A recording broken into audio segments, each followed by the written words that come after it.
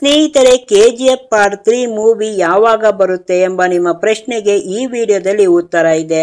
Rocking star S ಅವರು toxic ಸಿನಿಮಾದಲ್ಲಿ ಬಿಸಿ ಇದ್ದಾರೆ. ಪ್ರಶಾಂತ್ ನೀಲ್ ಅವರು ಸಲಾರ್ 2 ಮೂವಿಯಲ್ಲಿ ಬಿಸಿ ಇದ್ದಾರೆ. ಇನ್ನು ಒಂಬಾಳೆ ಪ್ರೊಡಕ್ಷನ್ ಅವರು ಬೇರೆ ಬೇರೆ ಪ್ರಾಜೆಕ್ಟ್ಗಳಲ್ಲಿ ಬಿಸಿ ಇದ್ದಾರೆ.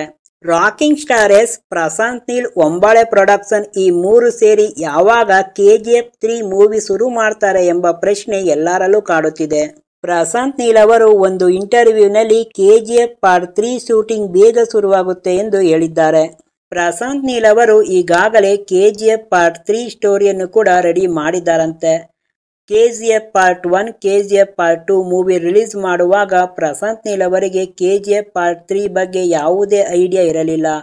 ಈಗ ಕೆಜಿಎಫ್ ಪಾರ್ಟ್ 3 ಮೂವಿ ಪ್ಲಾನಿಂಗ್ ಅಲ್ಲಿದ್ದಾರೆ.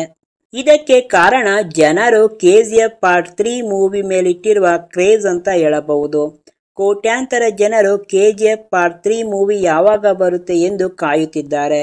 ಅದಕ್ಕೋಸ್ಕರ ಪ್ರಶಾಂತ್ ನೀಲ್ ಅವರು ಕೆಜಿಎಫ್ ಪಾರ್ಟ್ 3 ಮೂವಿಯನ್ನ ಪ್ಲಾನ್ ಮಾಡುತ್ತಿದ್ದಾರೆ. ಸಲಾರ್ ಪಾರ್ಟ್ 2 ಮೂವಿ 2025ಕ್ಕೆ ರಿಲೀಸ್ ಆಗಲಿದೆ. ಇನ್ನು ಟಾಕ್ಸಿಕ್ ಸಿನಿಮಾ ರಿಲೀಸ್ ಆಗೋಕೆ ಬರೋಬ್ಬರಿ 3 ವರ್ಷ ಆದ್ರೂ ಬೇಕೇ ಬೇಕು.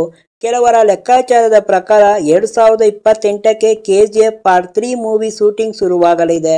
ಸ್ನೇಹಿತರೆ, ಇದಾಗಿತ್ತು ಕೆಜಿಎಫ್ ಪಾರ್ಟ್ 3 ಮೂವಿಯ ಸಣ್ಣ ಅಪ್ಡೇಟ್. ಈ ವಿಡಿಯೋ ನಿಮಗೆ ಇಷ್ಟವಾಗಿದ್ದರೆ ಲೈಕ್ ಮಾಡಿ, ಹಾಗೆ ನಿಮ್ಮ ಅಭಿಪ್ರಾಯವನ್ನು ಕಮೆಂಟ್ ಮಾಡಿ.